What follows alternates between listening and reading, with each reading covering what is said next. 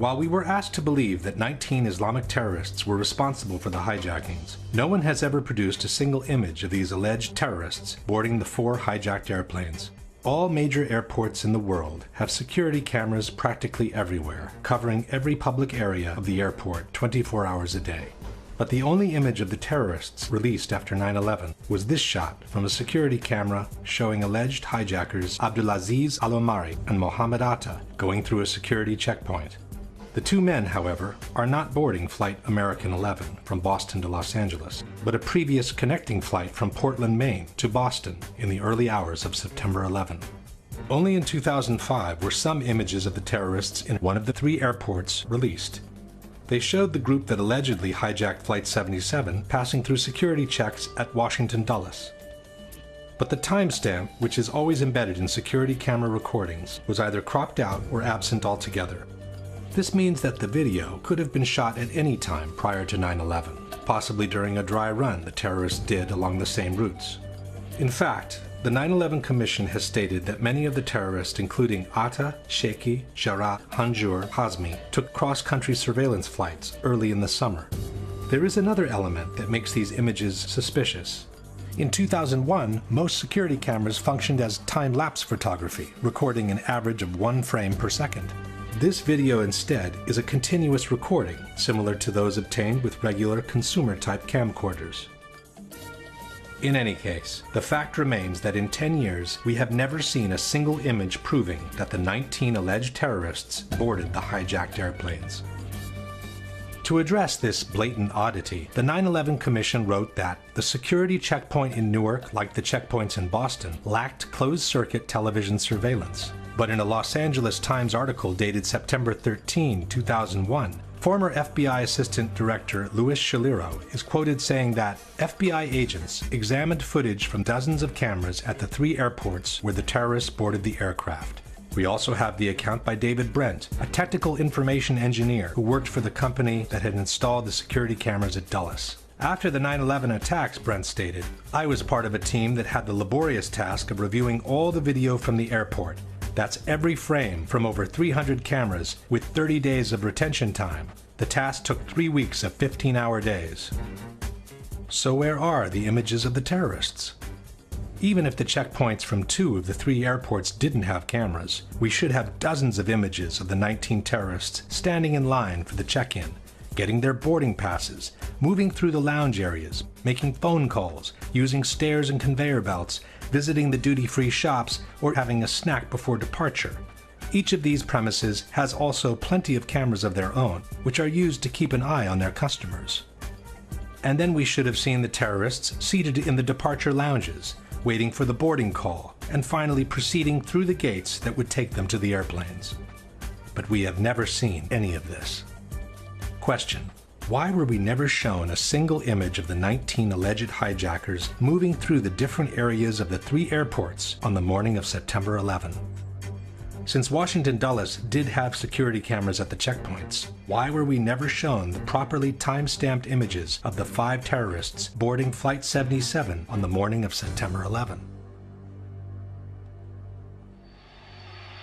Not only do we not have a single image of the 19 hijackers at the 3 airports on September 11, but we also don't have a single soundbite of their voices from the 4 cockpit voice recorders.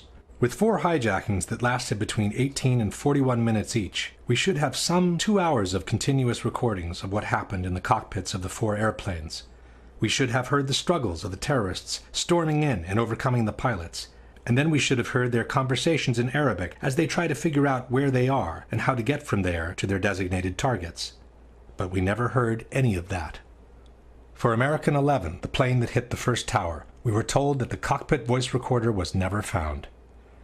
For United 175, the plane that hit the second tower, we were also told that the cockpit voice recorder was never found. For the flight that hit the Pentagon, we were told that the voice recorder was found, but it was damaged to the point that the contents were unusable. This is very curious, as black boxes are built specifically to withstand extremely high temperatures and the most violent of impacts. Planes have 2 so-called black boxes, actually painted orange to make them more visible. They're kept at the back of the plane.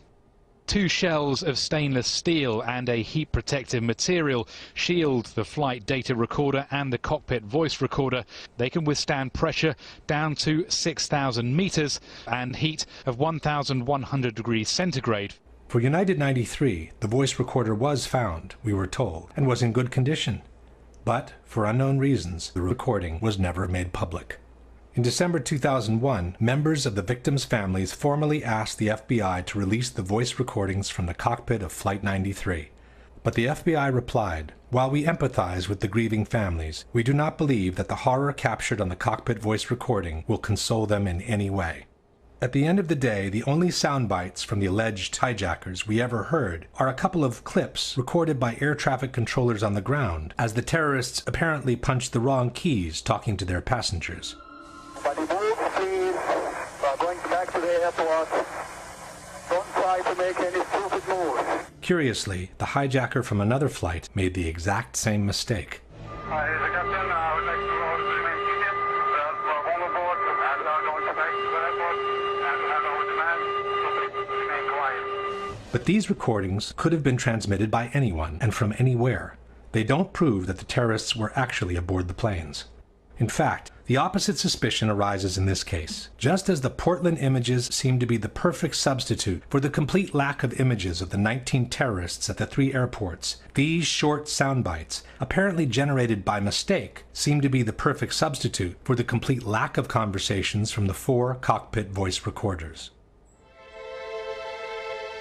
The situation becomes even more implausible if we look at the actual flight data recorders, the devices that store the technical information from the plane during the flight. For the 2 airplanes that hit the towers, again, we are told that the flight data recorders were never found. In the months following the destruction of the Twin Towers, every ounce of rubble that left Ground Zero was meticulously combed through in the effort to recover every possible human remain. That's when we decided the very least that we can do. If we can't bring them home to their families alive, then we'll stick it out and bring them home to their families. There wasn't a piece of rubble that left that pit that wasn't gone over with a fine-tooth comb. This practice went on until the end of the removal operations. The big pile that you see in the background there is what remains of one of the towers. A tractor basically comes in, takes a shovel full of it, and then he feathers it out across the field out there. The guys take rakes and they rake through it. It's very tedious, but we find bones constantly. As if that weren't enough, the same search was repeated at the Fresh Kills landfill in New Jersey. Every single piece of debris, having already been combed through at Ground Zero, went through 3 more passes under the careful eyes of officers and agents of the FBI and the NYPD. Yet we are asked to believe that not 1, but 4 bright orange, practically indestructible voice and data recorders eluded a search so meticulous that it was able to recover dozens of watches, banknotes, personal documents, and even buckets of coins. For the other 2 flights, the one that hit the Pentagon and the one that crashed in Pennsylvania, the flight data recorders were found, we were told, and were in good condition. It's from these 2 black boxes that the animations depicting the full flight of American 77 and United 93 were extracted. These 2 black boxes, however, pose a big problem. Every flight data recorder carries a metal plaque indicating the exact model and serial number of that device. This allows a flight data recorder to always be matched to the plane it was mounted on, while providing some important technical information. As explained by the NTSB, the serial number is used to identify when a recorder manufacturer switched from a certain memory configuration to another. This information is necessary to perform the correct recovery of the data. In virtually every accident report filed by the NTSB in the last 20 years, both the cockpit voice recorder and the flight data recorder's serial numbers are listed. But in the reports from Flight 77 and Flight 93, for some reason, they are not. An independent researcher has filed several Freedom of Information Act requests with the NTSB, the Federal Aviation Administration, and the FBI, requesting information on the missing serial numbers, but his requests were always denied. As no one has ever released the serial numbers of the 2 flight data recorders, it's impossible to know whether they came from Flight 77 and Flight 93, or from a totally different source. All in all, we have this paradoxical situation where the contents of 6 black boxes out of 8 were never released, while the other 2 cannot be verified as genuine both in origin and content. As far as we know, the 4 airplanes that crashed on September 11 could have been totally different machines from those that left the airports earlier that morning.